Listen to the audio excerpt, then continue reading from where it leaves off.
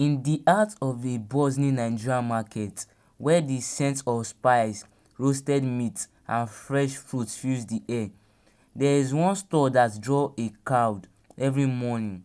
The smell of Akara, fried beans cake, wafts through the streets, making everyone's stomach grow in anticipation. Mama Dele, the Akara seller, has been running her store for as long as anyone can remember. She's an older woman with a worldly face and kind eyes that never seem to age. Her hands are quick and steady as she shapes the beans paste into perfect round balls, dropping them into the hot oil. People trust her. They trust Mama Dele's Akara because it's the best in the whole market. She has been feeding people for decades, and no one has ever doubted the deliciousness of her fry-up. Her Akara is crispy on the outside, soft and savory on the inside, and the taste is unlike anything else. Every morning, the line in front of her store grows longer, and she never disappoints. But as with many things in life, what that glitter isn't gold. Mama Dele had a secret, one she kept hidden from everyone, even from her own son, Dele.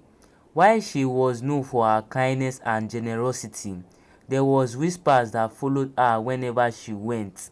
People didn't talk openly about it, but there was always a strange hush when they mentioned her. One evening, after the market closed and the streets grew quiet, a young man named Adebayo wandered past Mama Dele's store.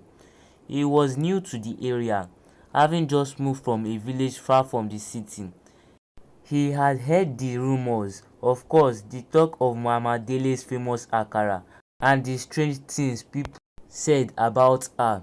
But Adebayo was just hungry, and he wasn't one to be scared of by gossip. He approached the store where Mama Dele was cleaning her fry pan, wiping it with a cloth. She smiled warmly at him as he ordered a portion of Akara. "You must be a new around here," she said, her voice soft but firm, like someone who had seen everything life could offer and then some. "Yes," Adebayo replied. "I heard your Akara is the best in town." Mama Dele chuckled. "I've been making it for years. It's an old family recipe. We take pride in it." As she handed him the steaming bag of Akara, Adebayo couldn't help but notice how her hands trembled ever so slightly. He dismissed it at first, but something about the way she looked at him made him uneasy. He thanked her and left, eager to try the famous Akara that everyone spoke of. That night, as Adebayo ate the Akara, he couldn't shake the feeling that something was off. The taste was incredible, as everyone had said, but there was an aftertaste, a bitter, almost metallic taste that lingered in his mouth. He didn't want to think too much about it, so he pushed the thought aside, chalking it up to his own familiarity with the city's food. Over the next few weeks, Adebayo continued to buy Akara from Mama Dele every morning. It became part of his routine, and despite the strange aftertaste, he couldn't resist the crisp, golden goodness. But then, one day as he stood in the line to buy his usual portion, he noticed something odd. Mama Dele wasn't cooking her Akara the way she normally did. This time, there was a man standing beside her, whispering into her ear. His clothes were old and torn, his face gaunt like someone who had been so much beaten. Adebayo couldn't hear the conversation, but the man's eyes were cold, and his gaze never left Mama Dele's face. When Adebayo's turn came, he took his Akara with a polite thank you, but couldn't help but feel a growing suspicion in his chest. That evening, after he finished eating, he fell into a restless sleep, the taste of the Akara haunting him. In his dreams, he saw Mama Dele's stall, but it was different. The store was covered in shadows, and in the middle of it all, Mama Dele was kneeling beside a large cauldron, stirring something dark and thick. He couldn't make out the shape of what she was stirring, but the smell was unbearable, like burning flesh. A loud scream echoed through the dream, and he woke up with a start, drenched in sweat. The next morning, he couldn't ignore the nagging feeling inside him.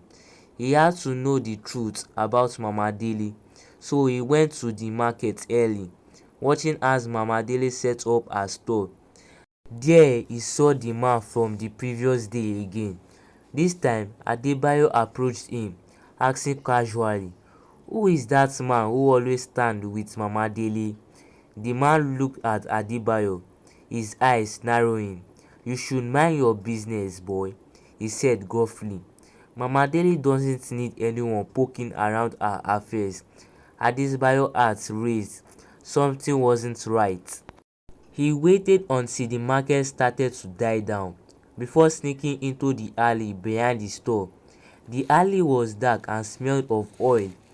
From behind a pile of sacks, he watched Mama Dele and the man talking in hushed voice. Then, without warning, he saw the man handing Mama Dele a small black bag. The bag seemed to pulse with energy, as if whatever was inside it was alive. She took the bag and opened it, revealing small shrimp beads. They were dark, almost black, but they glowed faintly. Adebayo didn't know what was happening, but he knew one thing: Mama Dele wasn't the kind, simple woman everyone thought she was. The akara she sold wasn't just food. It was something else, something dark and sinister. That night, Adebayo followed Mama Dele to the outskirts of the city, deep into the jungle. He watched as she entered a small abandoned hut, the same hut he'd seen in his dream. Inside, there was a large altar covered with strange symbols, and on it was a jar full of beads just like the one she had received earlier. Mama Dele stood over the altar, muttering words in a language Adebayo couldn't understand. The air around her seemed to thicken, and for a moment he thought he saw shadow moving, withering as if alive. He was frozen, unable to move, his heart pounding in his chest. But then Mama Dele turned, her eye glowing with an eerie light. "I know you are there," she said, her voice low and menacing. "You should never have tasted my akara." Adebayo stumbled backward, fear gripping his heart. The truth was now clear. Mama Dele wasn't just selling akara, she was selling a dark magic, a magic that she had bound to the beans, to every food she fed the people of the market. The man who helped her was her partner in this dark art. They had been using the food to control people, to summon forces from beyond, and to maintain their hold on the city. Adebayo ran back to the market, but he couldn't shake the image of Mama Dele standing over the altar. His face was twisted in a way that made her unrecognizable.